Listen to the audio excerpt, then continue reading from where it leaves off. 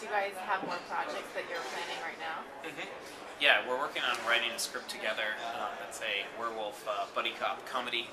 Awesome. And Sort of in the vein of like a Beverly Hills Cop or some of like the fun kind of like 80s, early 90s action movies. yeah, Would it be set in the 80s or 90s, or would it be current day? It's set right now in the 80s, like 1984, I think specifically. Year I was born. You're Good born. choice.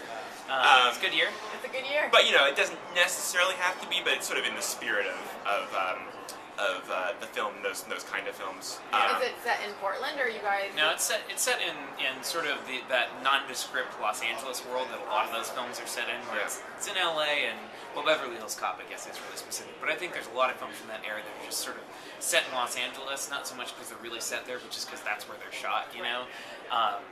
And I think the impetus to write that movie is that I really like summer blockbuster, go to the multiplex kind of movies, but I feel like there's been a real lack of good versions of that lately. Well, original concepts. Yeah, and original concepts, and just sort of that era of like tentpole original concept big summer movies. Now, sequels and comics. Yeah, and remakes and over and over and over.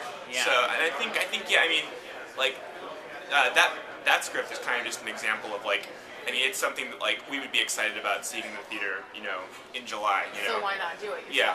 Yeah. So and I think our sort of interest in the kind of films we want to make really run the gamut from that to we can talk about some of the other stuff. Yeah, I'm working on a couple of other scripts. One which is I think I mentioned I was reading a lot of crime fiction at the time when I wrote this script, and I was reading this book called Raffles by E.W. Horner, which is what the main character is reading in the movie. E.W. Horton is I believe it's brother-in-law of Sir Arthur Conan Doyle, and his character Raffles is sort of the reverse of Sherlock Holmes. He's a criminal. He's a safecracker, a jewel thief, and he has this Watson-ish accomplice. His world is this world of basically using his entree into society to case places and sort of a high society rogue. So I'm working on a high society rogue concept, which takes place in the 1920s and as a female lead, and it's sort of maybe comparable, to like something like The Sting, Paper Moon, or movies like that. Yeah, kind of. Yeah, it's in the Sting, Paper Moon, Lady Eve kind of world, and I think that would be a lot of fun. And I think that we should also say that one thing about these scripts is that they take place maybe even more heavily in a genre world than Cold Weather. But again, what's most important is the relationships between the characters. And like those French movies we mentioned earlier, those are just definitely genre movies from beginning to end. But the characters are driving the plot, not the other way around. So yeah, we'll see what happens. I think that we're just excited to get going on another movie, and whether it's a similar budget level to Cold Weather or much bigger. So what would you guys say to the indie world that's trying to get their film made? Because you guys, you did it your way, right? Without knowing people, without the studio, and you succeeded. So what would you say to someone who's trying to do the same? Well, I think whenever we're asked that question, really the big answer is just like. I did during the LA Film Festival. I did a sort of like a producing panel, and there were a lot of people there. I think in attendance who wanted to make movies and weren't for whatever reason. And I think that usually the biggest roadblock is feeling like you need to have all these resources to make a movie. Because I think the notion of making a movie is pretty big and intimidating. And that was something we encountered in college before we made the first film, Dance Party. Because Aaron had written the script in between our second and third year of college, and so we sort of chatted about it during college and chatted about how we should make it and stuff. And at the time, our sort of model for like a small independent film, I think, was George Washington, David Green's film, because he had graduated a few years before us, and but even that necessitated like $70,000, and that was way beyond our means. And so eventually, I think we were just like, well, let's just make the movie with what we have available.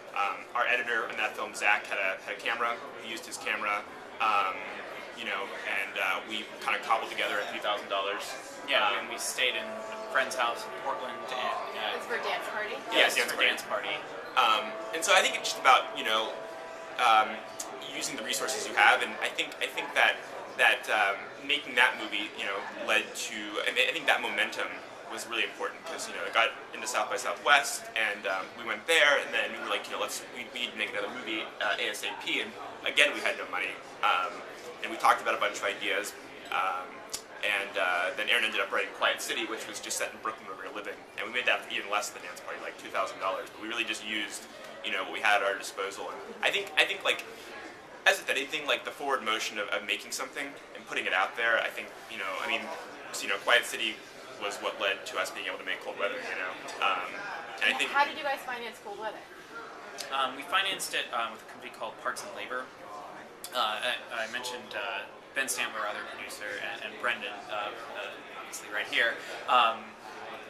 We're really involved in the creative process and the day-to-day production.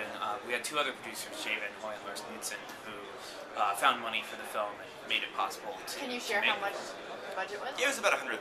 Yeah. But we'd actually... fraction yeah. compared to what most of them are. Yeah, I mean, even in the scope of truly independent films, that's quite low. Yeah. Oh, yeah. But we had met them at South by Southwest originally, I think, when we went there for Dance Party, and then actually they had lent us the camera that we shot Quiet City on. It was like HVX, and so we knew them from that whole festival experience. We sent them the script, and they liked it, and we were able to find the money actually really quickly, only in a couple of months. Yeah, and they trusted us to. Granted, it's a relatively small budget, but it's someone's money. Yeah. And they really trusted us to make the movie that we wanted to make. The reason they wanted to make the movie is because they liked the way we make movies, and not like, okay, these guys have something, let's try and like fit it into a different kind of a they box. trusted you to take it and do it your way. Yeah. And so I think, and they ended up getting pretty involved too. Jay came out and was on set with us, and slept on the couch. Slept on the couch in the house. We all lived in the same house during production. We rented a house in southeast Portland. And there were, 12 of us staying there at the peak time. Yeah. Jay contends that the couch was actually the most... the sweet spot. It was the sweet spot. Sometimes it's the most comfortable. Yeah. Because like Aaron and Ben and I all shared a room, probably... approximately the size of this alcove here. Yeah. We all had air mattresses. And so Jay had his own, Jay had the living room to himself. But yeah, I mean, ultimately I think, it's just like going out and doing something with whatever you have, I mean, like the Duplosses talk about their first short they got in the Sundance, they made it for $5, and it's like there's always going to be like a list of 20 reasons why it might be difficult to make a movie, There's always an excuse why not to do it. Yeah, and so I think that even if you go out and make something and it ends up not working, I think then you've had that experience, and I think you're more apt to make more stuff. I think it's like anything.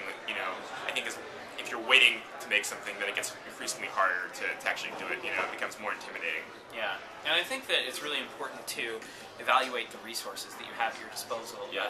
We found that there was so much at our disposal. Friends who were talented and worked in collaboration, and that doesn't cost anything.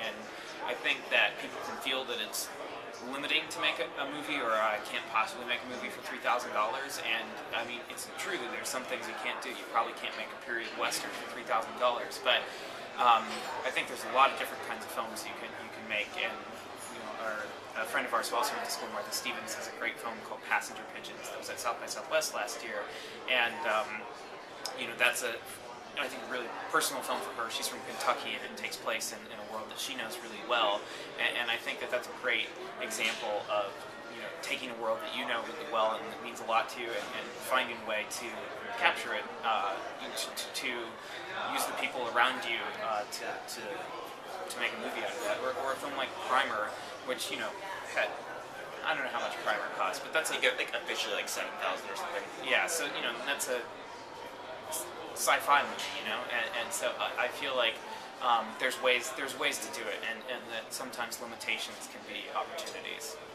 Well, congratulations. Thank you The very much. project is fantastic. Good luck with your Gospel project. Thank you very much. Thank you very much.